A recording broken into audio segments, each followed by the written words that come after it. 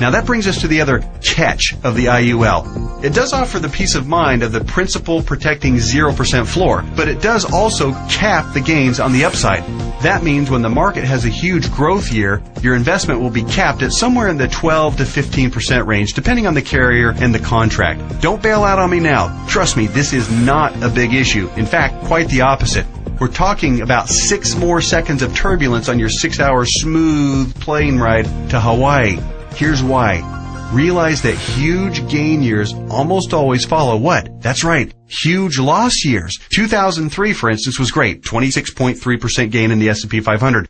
But it followed 3 consecutive years, 2000, 2001, and 2002, of negative returns, 12.2, 13.4, and 24.1% respectively, negative all 3 years.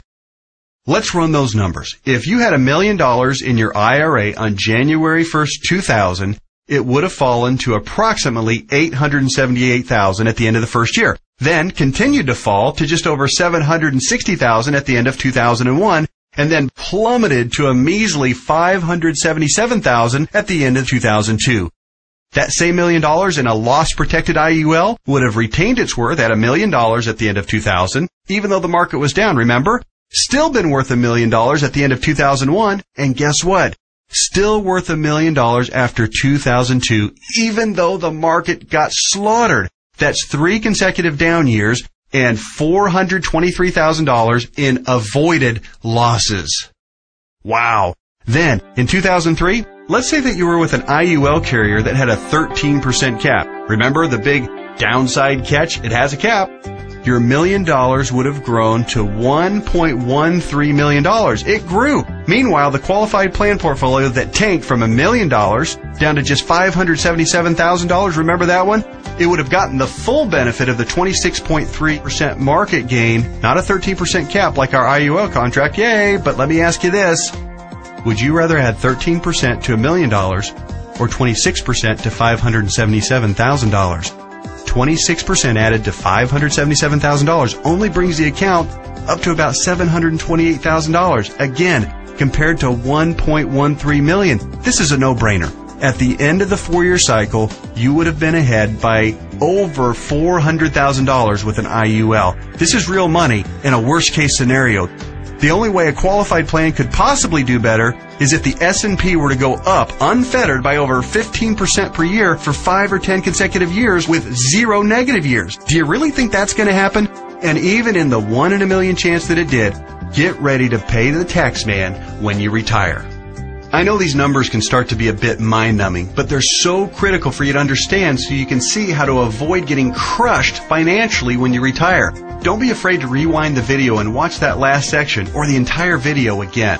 I want to continue with the examples just a little bit further. We stopped our examples at the end of 2003. Remember, the IUL account that started with $1 million had weathered the storm and grown to $1.13 million. The IRA account hadn't done so well and had managed to eke back to $728,000, but only after a really strong 2003. Now, let's look at what happened in 2004, 5, 6, and 7. The S&P gained, in this order, 7.2, 1.2, 12.8, and 1.2% in those 4 years.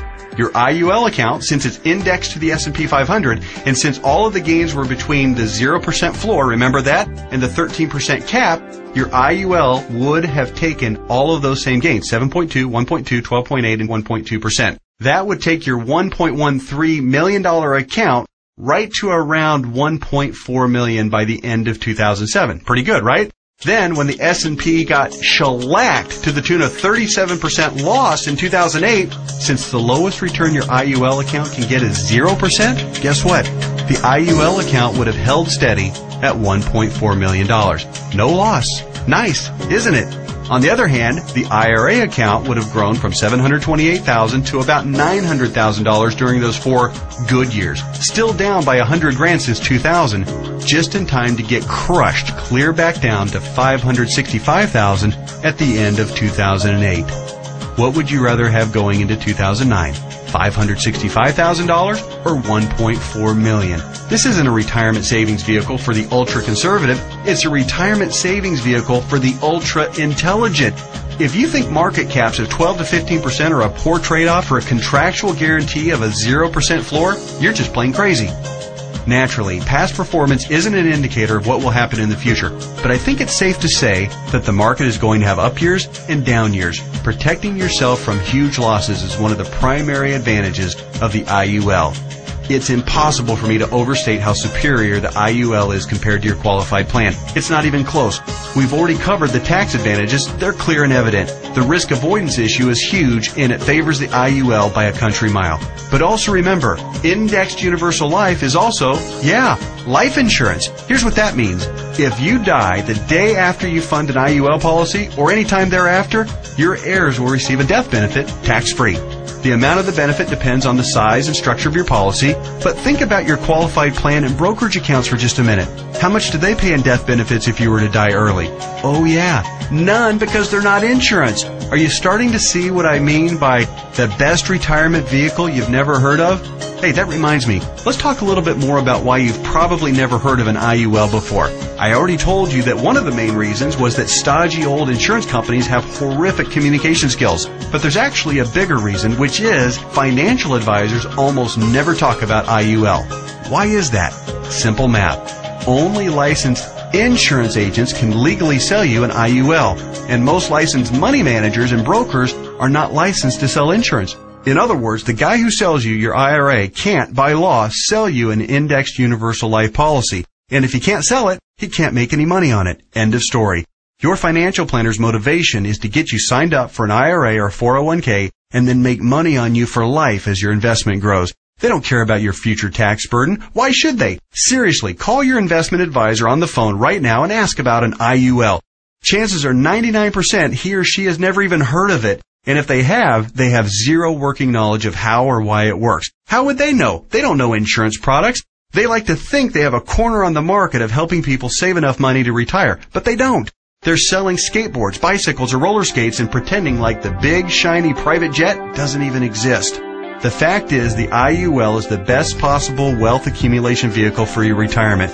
For most people and in most situations, it simply cannot be beat for tax advantages, safety, growth potential, liquidity, and flexibility. Alright, just one more quick topic and then we'll let your licensed insurance professional take over and discuss all the fine point details as they relate to your specific situation. And that topic is the logistics of how the IUL works. It works like a life insurance policy in the sense that you make monthly or annual contributions into your account. You will work with your advisor to determine what the optimal amount is for your situation. It'll vary depending on how many years you have left until retirement, your financial goals for retirement, and your current financial ability. The money you contribute to an IUL, like we've discussed at length, will continue to grow tax-free. Unlike a qualified plan account, you may have access to your money at any time you want or need it without a penalty before or after you retire. That's what's called flexibility.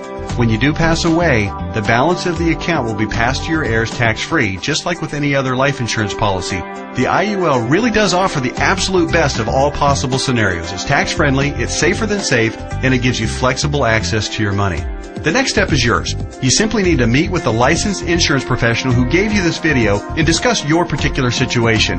He or she will answer all of your questions, I'm sure you have several, and discuss all of your options. You may want to consider watching this video again, this time with a pen and paper handy to jot down any notes or questions you may have. Like anything else worthwhile, there are plenty of details to be covered and there's a bit of a learning curve. But whatever you do, don't do nothing. There's too much at stake. Don't fall prey to what I call the law of diminishing intent. You know what I mean. You intend to make the call and learn more, but you get overwhelmed with 1,000 little urgencies of life and you look up and a few months or even a few years have passed and you haven't done anything. So take one action right now. Set an appointment to meet with the insurance professional who gave you this video. You can do so by either calling the number on the screen or by filling out the form at the website shown on the screen right now. That's it.